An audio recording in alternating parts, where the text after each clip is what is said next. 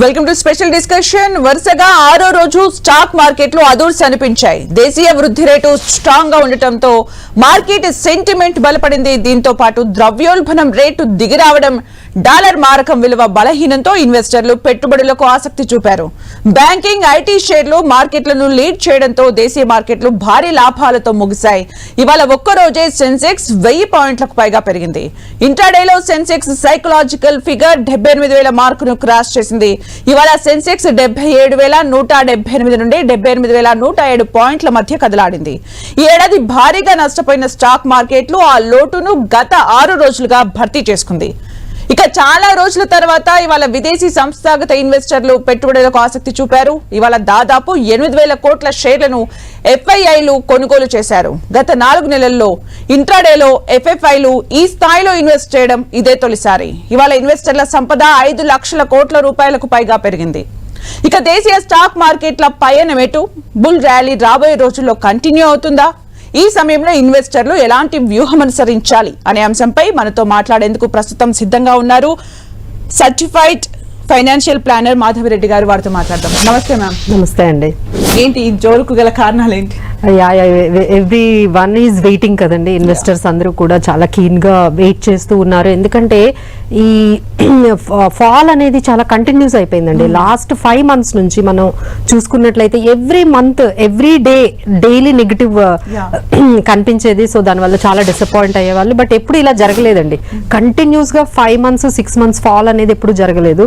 So this time has happened after 19 years తర్వాత ఇలా continuous గా సేల్ అవడం. సో ఫైనల్ గా ఈ రోజు అయితే మార్కెట్స్ అంటే last week it has started from last week నుంచే మనకి పాజిటివ్ 5 to 6 months డౌన్ చూసాం కదా మ్యామ్. అదంతా కవర్ అయిందా? ఇంకా లేదండి, ఇంకా లేదు. ఇటు 2025 లాసెస్ వరకు కవర్ అయ్యాయి. ఇంకా మనము ఇంకా కొంచెం కంప్లీట్ గా కవర్ అవ్వాలంటే మనకి ఆల్ టైమ్ హై నిఫ్టీ చూసుకుంటే మనకి 26,277. సో 26,277 అంటే ఇప్పుడు మనం ఈ రోజు 23,700 ఆ రేంజ్ లో మనము ఉన్నాము. అంటే ఇంకా చాలా గ్యాప్ అయితే మనకి కనిపిస్తుంది. 23,700 అంటే ఇప్పుడు 24,000 టచ్ చేసిన ఇంకా 2,000 పాయింట్స్ ఇంకా రికవరీ. అంటే మన నిఫ్టీ ఆల్ టైమ్ హై వరకు వెళ్ళాలి అంటే మనకి 26,277 ఆల్ టైమ్ హైకి రీచ్ అవడానికి ఇంకా చాలా టైం అయితే మనకి కనిపిస్తుంది. బట్ రైట్ నౌ కొంచెం అయితే బ్రేక్ అయితే వచ్చిందండి. ఈ సెల్ ఆఫ్ కి అయితే బ్రేక్ వచ్చిందని మనం ఖచ్చితంగా చెప్పొచ్చు.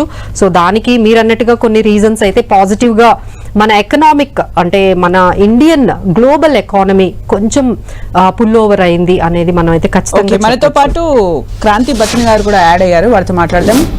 హలో అండి. Hello sir.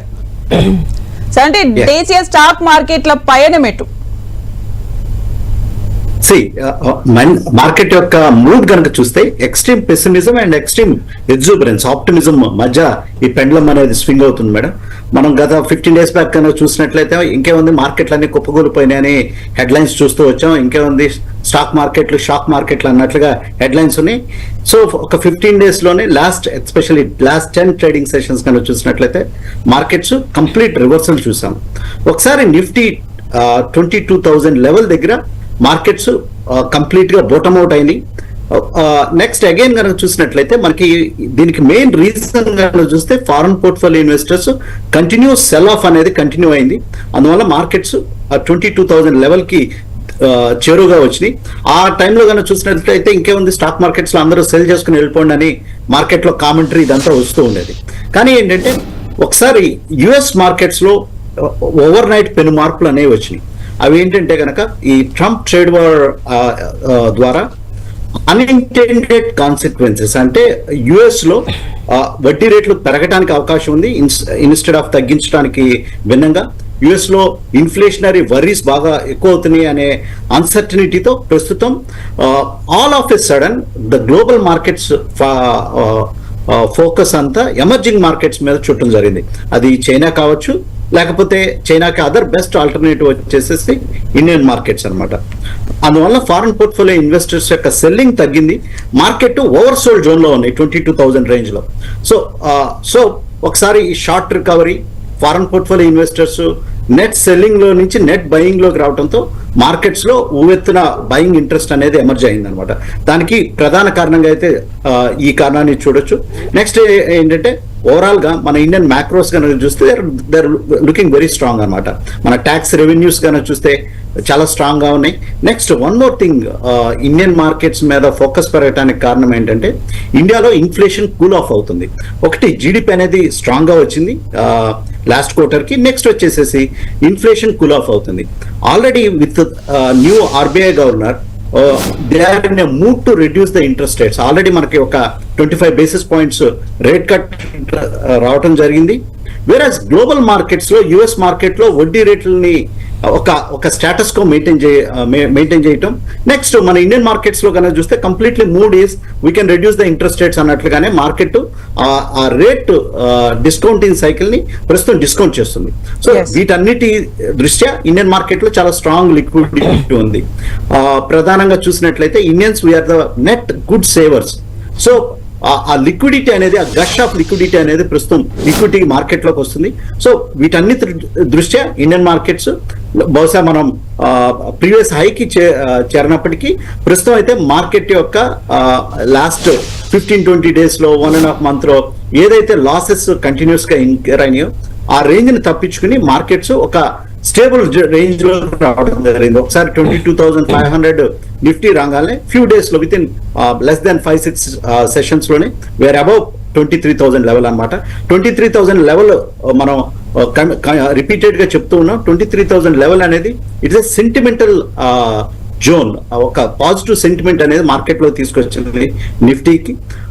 ఒకసారి 23,000 లెవెల్ కనుక వచ్చిన తర్వాత మార్కెట్ లో ఏదైతే షార్ట్స్ అనేవి బిల్డప్ అయి ఉన్నాయో ఆ షార్ట్స్ అన్ని కవర్ చేయడం జరిగింది. సో లాస్ట్ ఫ్యూ డేస్ కనుక చూస్తే మనం షార్ట్ కవరింగ్ ర్యాలీ అనేది చూసి markets now at comfortably above at 23,500 పైన ప్రస్తుతం ఉండటంతో మార్కెట్స్ లో ఒక రెన్యూడ్ ఎగ్జూబరెన్స్ అనేది రావటం చూసాం. Next time and again Indian markets are proven that they are resilient and resurgent markets. Indian markets లో ఎప్పుడైతే డిప్ వస్తుందో మంచి అవకాశం. లాస్ట్ మనం 1 month బ్యాక్ కనుక చూసినట్లయితే మార్కెట్ లో ఎంతో ఫియర్ ఉంది. బట్ ఆ టైంలో ఒక బ్రేవ్ హార్ట్ తో ఇన్వెస్ట్ చేసినటువంటి ఇన్వెస్టర్స్ దే గెయిన్డ్. ఇటువంటి మార్కెట్ లో 10-15%, 20% రిటర్న్స్ అనేవి చాలా హ్యూమంగస్ గెయిన్స్ కింద చూడాలి. వేరే సేమ్ టైంలో యుఎస్ మార్కెట్లు ఫ్లాటిష్ నెగిటివ్ ట్రెండ్ లో క్లోజ్ అవడం మనం చూస్తున్నాం. సో ఓవరాల్ గా అయితే Indian markets are at sweet spot. ఇక్కడ నుంచి ఏదైనా కరెక్షన్ వచ్చి మార్కెట్ లో డౌన్ ట్రెండ్ వచ్చినా గానీ okay it renounce Indian market లో ప్రతి డిప్ లో బై చేయదగ్గ మార్కెట్ కింద ఇండియన్ మార్కెట్స్ ని చూడాలి. మనకి మీడియం టు షార్ట్ టర్మ్ లో కొంచెం చైనా నుంచి కొంచెం కాంపిటీషన్ వస్తుంది. ఎందుకంటే చైనా హిస్టారికల్ వాల్యూ యావరేజెస్ కానీ నెక్స్ట్ వచ్చేసేసి ఫండ్ మేనేజర్స్ యొక్క activity medium to short term లో కొంచెం చైనా మనల్ని మార్కెట్స్ రూపంలో కొంచెం అవుట్ బీట్ చేస్తున్నాయి. కానీ ఏంటంటే లాంగ్ టర్మ్ ట్రెండ్ వచ్చేసేసి లాంగ్ టర్మ్ మనీ అంతా ఇండియాలోకే రావడానికి ట్రై చేస్తుంది టాక్టికల్ గా మార్కెట్ ని కనుక చూసినట్లయితే. Okay right. అలాగే బ్యాంకింగ్, ఐటీ షేర్లు చూస్తే అవే లీడ్ చేస్తూ వస్తున్నాయి. వాటికి సంబంధించి ఏంటి మ్యామ్? సో ఫస్ట్ ఏంటంటే ఇప్పుడు అందరూ చెప్పుకున్నట్లుగా ఈ రోజు మార్కెట్స్ అంటే గత 1 week నుంచి సడన్ గా ఇంత పాజిటివిటీ ఎక్కడి నుంచి వచ్చేసింది అంటే it's all about our rupee appreciation అండి. మన రూపీ ఎప్పుడైతే కొంచెం స్టేబుల్ అయిందో అప్పుడు ఎఫ్ఐఐస్ అనేది మళ్ళీ ఎంట్రీ తీసుకోవడం జరిగింది. సో 88 ఎప్పుడైతే 88 అంటే ఇట్ స్టార్టెడ్ అంటే మన రూపీ పతనం అనేది గత 3-4 నెలల నుంచి జరుగుతూనే ఉందండి. సో 88 వరకు కూడా ఇప్పుడు 85 అండి. ఓకే ఇప్పుడు 85.56 అనేది వచ్చింది. సో బెటర్ పొజిషన్ లో ఉన్నాము. ఎప్పుడైతే రూపీ అనేది కొంచెం డిప్రిషియేట్ అవ్వడం తగ్గిందో డాలర్ అనేది కూడా కొంచెం వీక్ అయిందండి. సో ట్రంప్ అడ్మినిస్ట్రేషన్ పాలసీస్ కానీ Trump war what ever it may be the situations in US లో అక్కడ కొంచెం జీడిపి గ్రోత్ ఈ రోజు రిజల్ట్స్ రాబోతున్నాయి. సో అది 2% లోకి కానీ ఉన్నట్లయితే ఇంకొంచెం మనీ అంతా కూడా అక్కడి నుంచి మనకి గ్లోబల్ మార్కెట్స్ లో మనీ అంతా కూడా ఇండియన్ మార్కెట్స్ కి అండ్ ఎస్పెషల్ ఎమర్జింగ్ మార్కెట్స్ కి వచ్చే అవకాశాలు ఉన్నాయి. వెన్ ఎవర్ వి సీ మీరు అన్నట్టుగా యుఎస్ లో గానీ కొంచెం స్లో డౌన్ అనే ఆ సంకేతాలు కనిపిస్తే మనమే బెటర్ పొజిషన్ లో ఉన్నాము అని ఖచ్చితంగా చెప్పొచ్చండి. So when it comes to the banking stocks అనేవి ఎస్పెషల్లీ ఎన్బిఎఫ్సిస్ కొంచెం ఈ ర్యాలీలో ఎక్కువగా మనకి కనిపించిందండి. బికాజ్ ఇన్ఫ్లేషన్ అనేది చాలా తగ్గింది. లాస్ట్ టైం రెపో రేట్ తగ్గించారు బట్ 25 basis తగ్గించారు. బట్ ఇంకా మనకి ఏంటంటే ఇన్ఫ్లేషన్ 4% బిలో అంటే 3.6% వరకు ఇన్ఫ్లేషన్ అనేది తగ్గిపోయింది.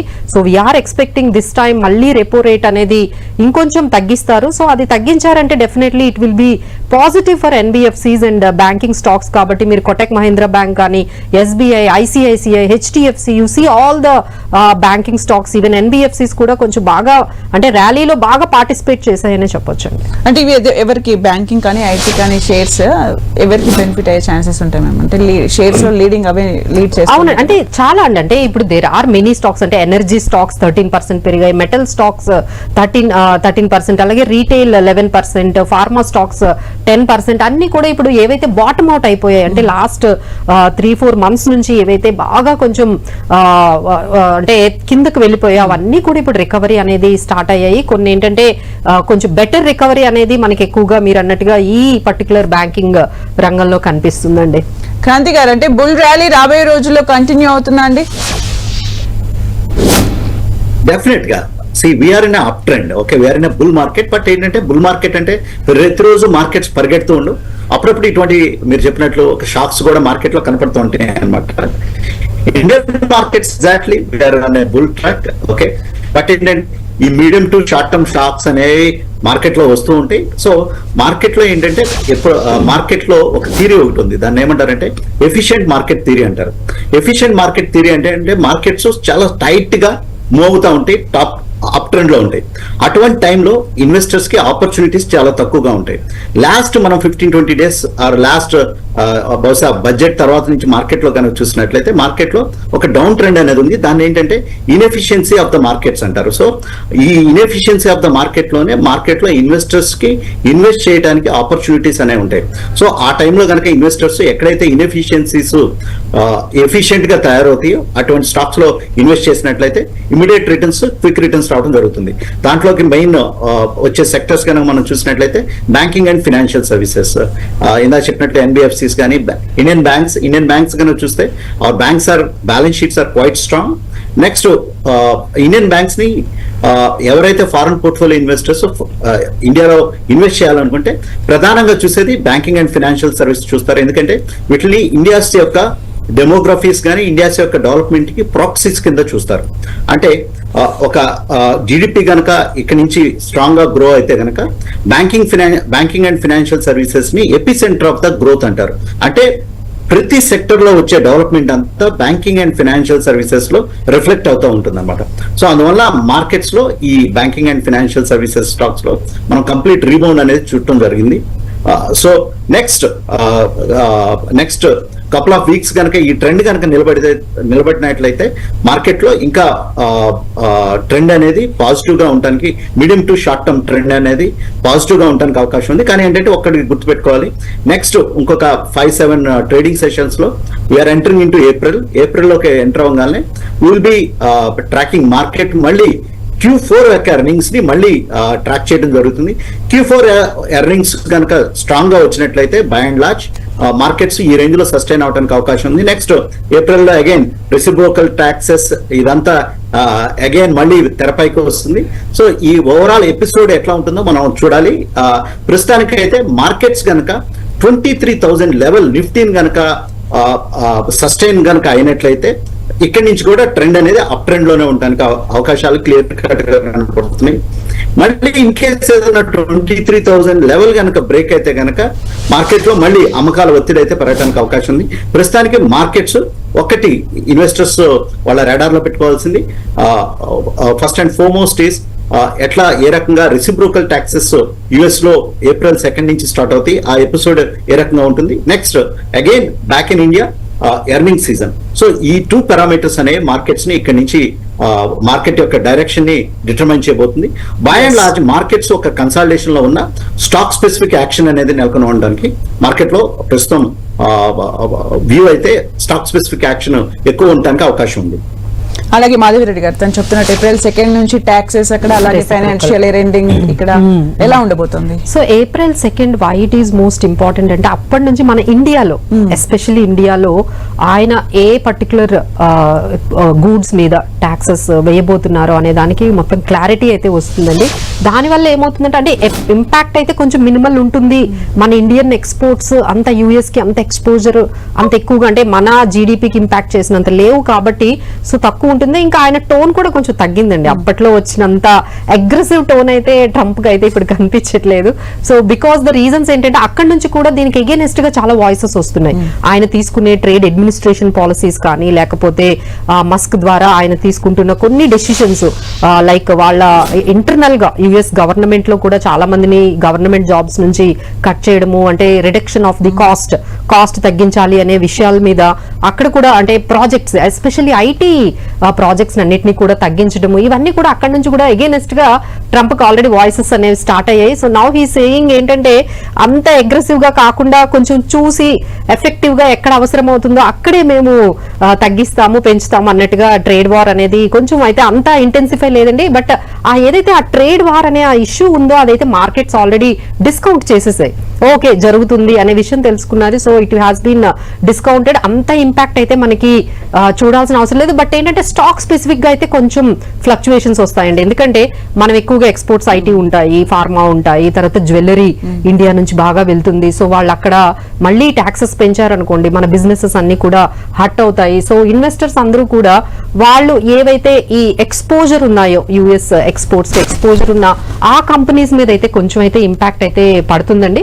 సో వాటికి తగ్గట్టుగా వాళ్ళ పోర్ట్ఫోలియోస్ ని కొంచెం జాగ్రత్తగా ఏ కంపెనీస్ ని మనం ఉంచాలి, ఏ స్టాక్స్ ని ఉంచాలి, ఏ ఇండస్ట్రీ స్టాక్స్ ని మనము ఇండస్ట్రీ స్పెసిఫిక్ గా స్టాక్ స్పెసిఫిక్ గా గానీ మనం మెయింటైన్ చేసుకున్నట్లయితే వీ కెన్ వాక్ త్రూ అండి. బట్ మేము ఇచ్చే సజెషన్ ఏంటంటే కొత్త వాళ్ళకి ఏంటంటే ఇంత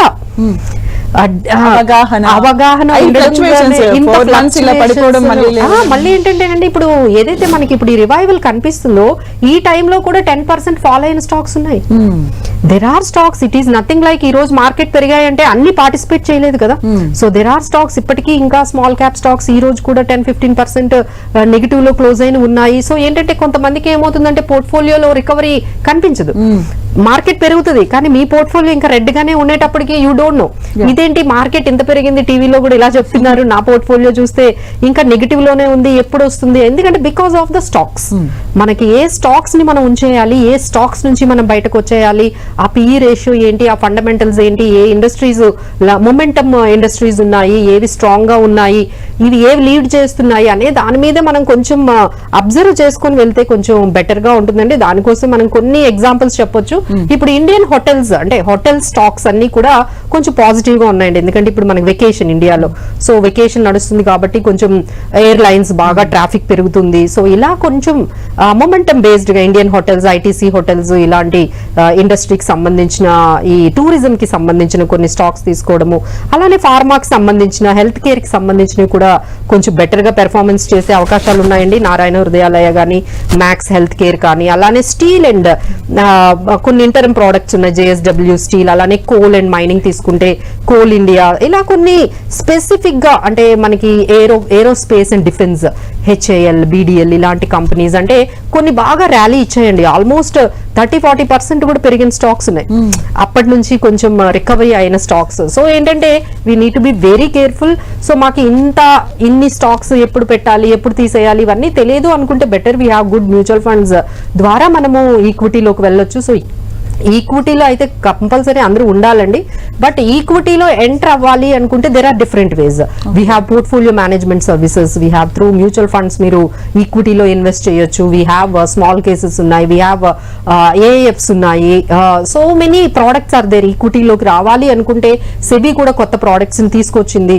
సో అందరికీ స్పేస్ ఉందండి. బట్ ఏంటంటే ఏది మనం చూస్ చేసుకున్నాం, ఏ వేలో మనం ఈక్విటీలో ఉన్నాము అనేది కూడా చూడాలి. ఇప్పుడు ఇంకా కొంచెం ర్యాలీ అనేది ఎందుకంటే లిక్విడిటీ బానే ఉందండి మార్కెట్ లో. ఎందుకంటే రియల్ ఎస్టేట్ కూడా ఒకవైపు కొంచెం డౌన్ ఉంది. సో ఆ మనీ అంతా కూడా ఇప్పుడు స్టాక్ మార్కెట్ లోకి ఫ్లో అయ్యే ఛాన్సెస్ కూడా ఉన్నాయి. మిగతా బిజినెసెస్ కన్నా ఈ స్టాక్ మార్కెట్ లో రిటర్న్స్ ఎక్కువ వస్తాయని ఇటువైపు కూడా కొంత చూస్తున్నారనమాట. People are looking for opportunities in the stock markets definitely.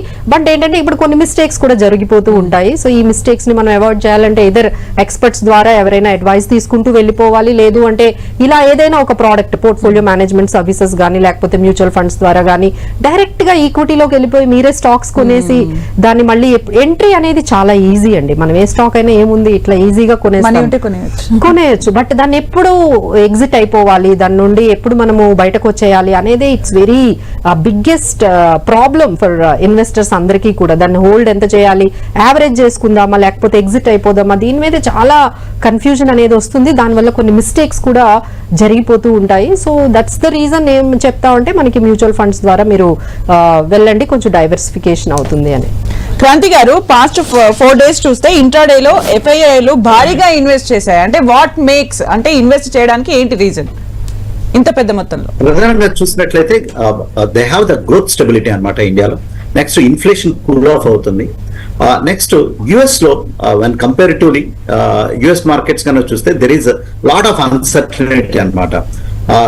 అందువల్ల ఏ అయితే ఎఫ్ఐ ఫారెన్ పోర్ట్ఫోలియో ఇన్వెస్టర్స్ ఎఫ్ఐఐలో ఈ షార్ట్ టర్మ్ లో టాక్టికల్ గా ఇండియా నుంచి ఎగ్జిట్ అయ్యాం, అటువంటి ఎఫ్ఐఐస్ అన్ని again they are looking back to either India or China. Next second thing వచ్చేసి రీసెంట్ మార్కెట్ కరెక్షన్ మనం చూసినట్లయితే ఇండియాలో ఇన్వెస్ట్ చేయడానికి ఎమర్జింగ్ మార్కెట్స్ లో there are many long only foreign portfolio investors have been waiting for a correction అనమాట. So ఆ money కూడా ఇండియాలోకి రావడంతో లాస్ట్ ఫ్యూ డేస్ లో మార్కెట్ లో ఒక స్ట్రాంగ్ రీబౌండ్ అనేది మనం చూస్తున్నాం. నార్మల్ గా ఎఫ్పిఐ బిహేవియర్ ఎట్లా ఉంటుందంటే they want clarity, okay, they don't like uncertainty. So Indian market లో మనం చూసినట్లయితే ఒక క్లారిటీ అనేది ఎక్కువగా ఉంది. Whereas even if they go to China also, they don't get the policy continuity or they don't get the policy clarity అన్నమాట. వేరే ఇండియాలో కనుక చూసినట్లయితే ఆ policy continuity clarity is more on Indian markets. That is the reason. ఆ reason తోనే మనం last few days కనుక చూసినట్లయితే ఫారెన్ పోర్ట్ఫోలియో ఇన్వెస్టర్స్ అన్ప్రెసిడెంటెడ్ వేలో సెల్లింగ్ లో నుంచి ప్రస్తుతం బయింగ్ లోకి వచ్చారు. మీరు ఒకటి గమనించినట్లయితే కొంచెం DIs they are taking the advantage also. కొంచెం డిఐఎస్ వాళ్ళ యొక్క బయింగ్ ని తగ్గించి ఫారెన్ పోర్ట్ఫోలియో ఇన్వెస్టర్స్ సెల్లింగ్ కింద ఇస్తున్నారు ప్రస్తుతం. సో అందువల్ల ఈ అడ్జస్ట్మెంట్ అనేది ప్రస్తుతం నడుస్తూ ఉంది. అందువల్లనే మార్కెట్ లో మనం చూసినట్లయితే ఒక స్ట్రాంగ్ రీబౌండ్ అనేది ప్రస్తుతం చూస్తున్నాం. ఓకే మ్యామ్, మీరు చెప్పినట్టు ఈ సమయంలో ఇన్వెస్టర్లు ఎలాంటి వ్యూహం అనుసరిస్తే బెటర్? అవునండి. సో ఫస్ట్ థింగ్ ఏంటంటే ఈక్విటీ మార్కెట్ అంటేనే లాంగ్ టర్మ్ అనేది మేము అందరం చెప్తూ ఉంటాము. సో వాళ్ళు కూడా లాంగ్ టర్మ్ అనే వస్తారండి. It's everything is on. But ఏంటంటే ఎప్పుడైతే మార్కెట్ లోకి వస్తారో ప్రాక్టికల్ గా that will have very much emotions అనేవి వాళ్ళకి వచ్చేస్తూ ఉంటాయి అనమాట. అంటే emotions like behavioural changes day to day వాళ్ళు చూసుకుంటూ ఉంటారు, కంపేర్ చేస్తూ ఉంటారు. ఎప్పుడైతే మార్కెట్స్ ఇలా ఉన్నాయో లేదు అంటే ఏదైనా వీడియో చూడడము, ఏదైనా టీవీలో న్యూస్ చూడడము, ఇంకా మార్కెట్స్ అయిపోయి ఇంకేదైనా థ్రెట్ ఇలా రాగానే ఇప్పుడు ట్రంప్ టారిఫ్స్ అంటున్నాము, నెక్స్ట్ ఇంకా ఏదైనా Q4 రిజల్ట్స్ వస్తాయి, మనకి ఇంకా కొంచెం థ్రెట్స్ ఉంటాయండి. ఎందుకంటే markets is all about ups and downs.